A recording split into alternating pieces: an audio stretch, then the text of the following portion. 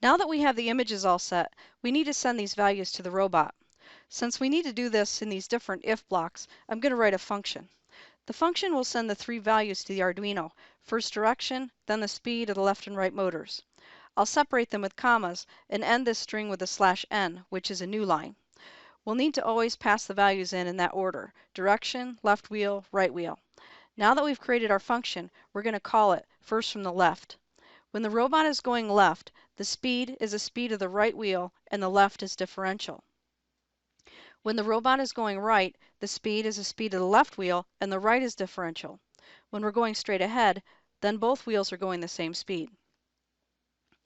I'm going to switch over to my Arduino sketch.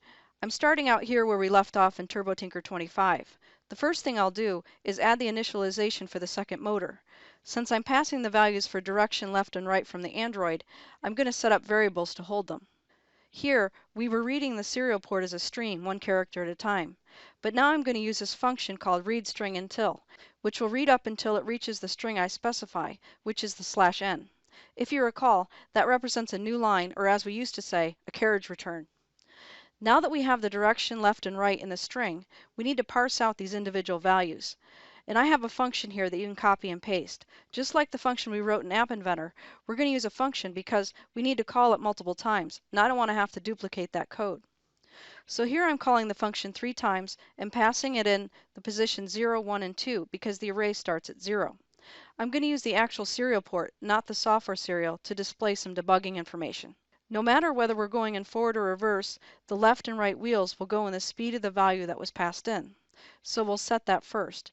The speed is set using analog right because we're using something called pulse width modulation. I'll have a separate video for that, but for now, think of it as a way of making something digital act like it's analog. Now I'll add an if block, and if the direction is forward, then set them to high-low, reverse set them to low-high, and stop set them to low-low.